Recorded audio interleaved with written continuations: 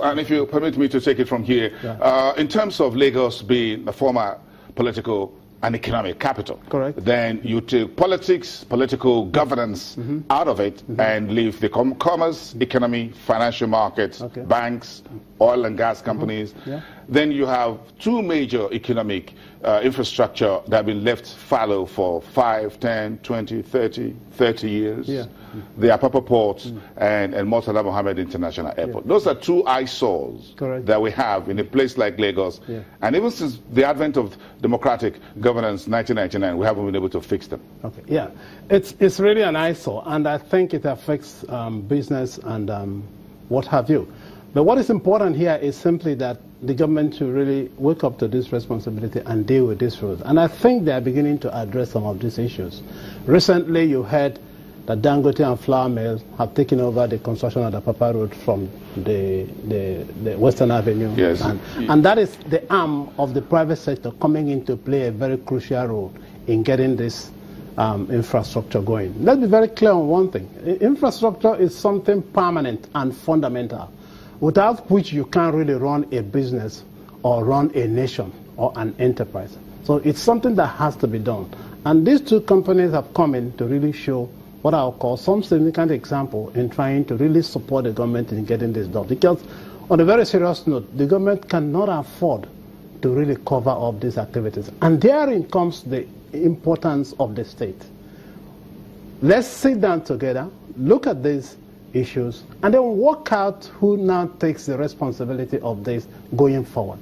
But of course, there's a catch here. If you're going to take the responsibility, obviously the government has to see some amount of financial support to you to be able to get it going.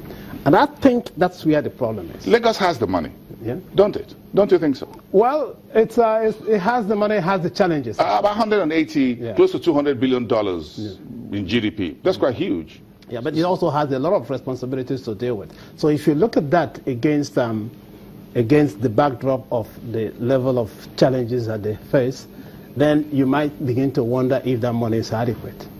Then, of course, look at it again from another viewpoint. They are also engaging some private sector in some kind of PPP to get things going. So that means really they can afford, they have quite a lot of things to deal with in their portfolio of development that they need this support from these other organizations. And another economic infrastructure point in Lagos was the Murtala Mohammed International Airport. Not a very long distance. Once you get out of the Oshodi axis part of it, then all the way through Ajao Estate and all the way. So just about 2 kilometers? About 2 or 3 kilometers. 2 or 3 from kilometers. Oshodi. Yes, about 3 kilometers. So not a very long distance road, but we've left it, abandoned it for decades, and you're going out of the country and you're coming in and folks says, oh my God, is this what Nigeria looks like? Now something interesting here, if you notice, for quite a while we've had a different party in Lagos State.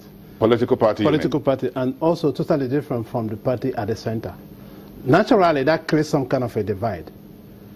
But the way to get around it has actually been shown by what is happening now, where the government at the center is the same as the government at the state. So we play politics with key economic infrastructure.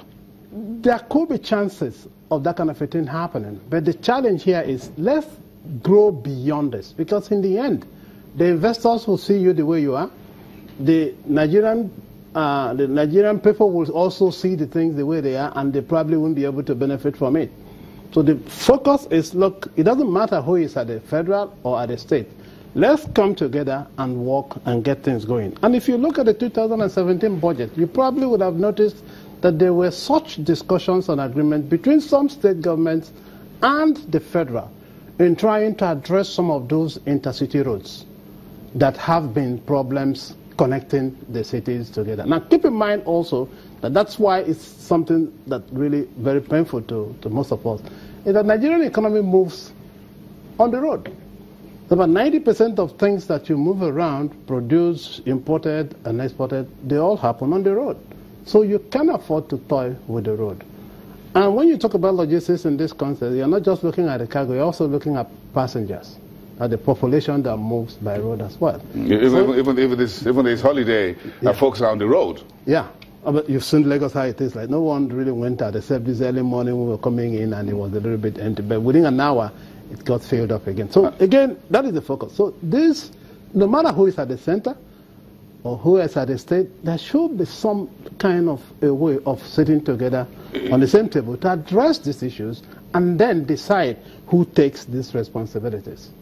So economic planning for serious, impactful, GDP impactful, socially impactful, human development impactful, infrastructure will have to be taken from the realm of the National Assembly and the executive together out of partisan politics. Correct. That's the way to go. That's really the way to get this sorted out. Now, keep in mind that if you do not develop this infrastructure, you will spend the bulk of your GDP on them. And what that means, it's simply that you're going nowhere. You're not going to really improve your development and so on. I don't want us to conclude this conversation without hinting on maintenance, because now we are getting back to fix the roads and fix the upper ports and what have you. Maintenance seems to be a problem, and I'm always picked all the time about how we spent billions of dollars since independence, even after the Civil War, to build bridges and roads and airports and national stadium and national theater and what have you, that we don't maintain. Yeah, it boils down to the same problem. The roads that are the responsibilities of the state must be maintained by the state. If they have to tow some of these roads to raise some money to maintain it, so be it. The roads that are the responsibilities of the federal government must be maintained by the federal government. But what we see quite often is that we haven't built up this good maintenance culture that will enable people really take these things very seriously. In fact, I would even think that you and I should also be part and parcel of this maintenance culture. Why am I saying that? If you see a pothole, nothing stops you from calling up the state government or the federal government or whoever is in charge of this gradual development of a pothole and report that. In other climes, you see what we call road inspectors who walk along the road to look at it and see where you have patches and stuff like that, and then they call in. So at the time the roads are less busy, people can move in and get those roads fixed, rather than wait until it then develops into a big gorge. Dr. Ojadi, if you and I are going to pick up phones and going to keep calling on the potholes in Nigeria, the process is not there. There are going to be more than 180 million phone calls in 1 second, because all the roads have potholes and bumps. But the process is not there. If you have the system is going to crash. If you have the process in place, then you'll be able to address it. You have road inspectors who walk along these roads every day. But the same government officials drive on these roads, they see it. Oh, okay, sometimes they fly. Lack of maintenance culture. Once this maintenance culture is imbibed and is very strong, then you will see people responding positively to it. Let's go back another day and discuss the maintenance culture, because it's just interesting how we build things and we don't take care of them. Thank you very much for coming. Thank you, Dr. Frank Ojadi of the Lagos Business School. We thank you for your time.